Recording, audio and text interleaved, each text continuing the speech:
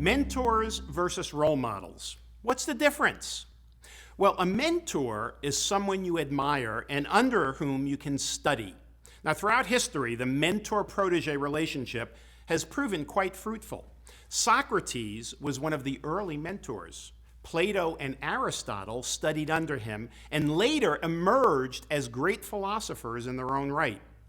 It's worth your time to analyze the constructive characteristics of people who are now where you would like to be, and those are called role models. These are people to admire and emulate. Your choices can include people who are dead or living, as long as you are familiar with their personalities and accomplishments. A good place to start choosing role models might be the faculty of ILG, with whom you can really identify.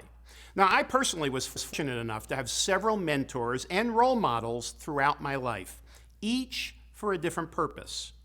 First was Dr. David Schwartz, author of the book, The Magic of Thinking Big. He was my doctoral dissertation chairman and was the impetus and the motivation to finish my PhD in marketing and enter the world of public speaking as a profession.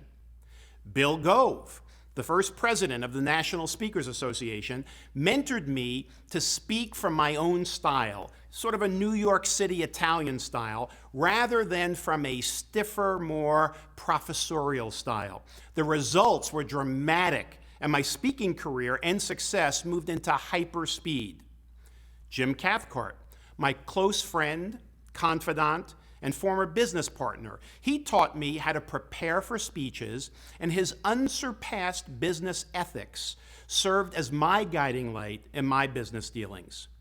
Now, various authors and historical figures have actually been role models for me over the years. People like Peter Lynch, formerly of the Fidelity Magellan Fund, Warren Buffett, Tony Gwynn, the Hall of Fame 8-time National League batting champion, Benjamin Franklin, Thomas Edison, Mother Teresa, etc. And I will say that several of the iLearning Global faculty are role models for me. I have never met nor talked to many of these role models of mine, but their lives, their writings, and their accomplishments have served as role models for me in various aspects of my life. But most of all, my main mentor was my mother, who taught me to always strive to be the best, to always be constantly improving myself and my abilities. My mother gave me the drive to succeed. How about some basic rules that I've learned about mentors?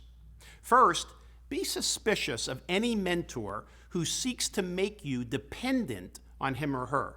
It's better to have him teach you how to fish than to have him catch the fish for you. That way, you will always remain in control. Second, the best mentors are successful people in their own field.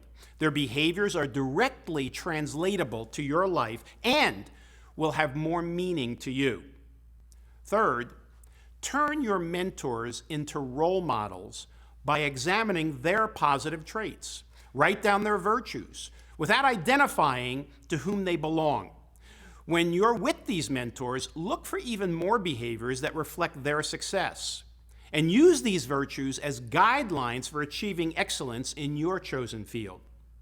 Fourth, select people to be your mentors who have the highest ethical standards and a genuine willingness to help other people. Fifth, choose mentors who have and will share superb personal development habits and will encourage you to follow suit. Sixth, incorporate activities into your mentor relationship which enable your mentor to introduce you to people of influence or people who will help you in your career. Seventh, insist that your mentor be diligent about monitoring your progress with accountability functions. Eighth, each party, the mentor and the protege, should commit to confidentiality when appropriate due to the closeness of the relationship.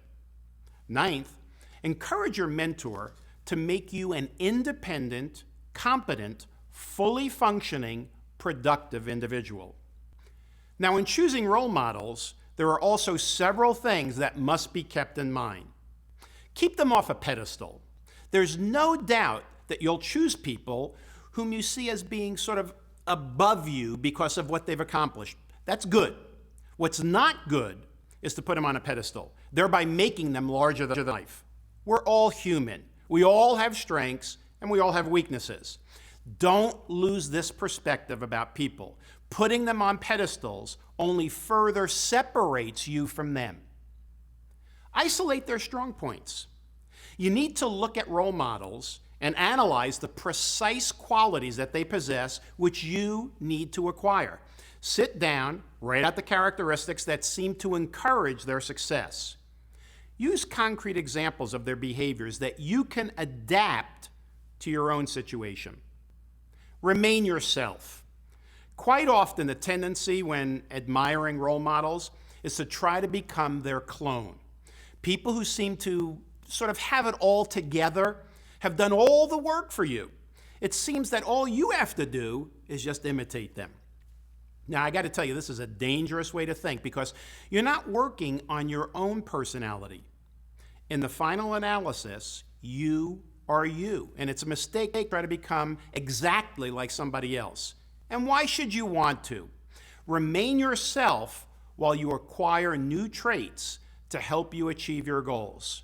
So when we talk about mentors and role models, one of the best places to find them is right here at iLearning Global. Look at some of the speakers who can either mentor you in one-to-one relationships or more likely become role models for you. This is a great place to find and to develop your mentors and role models.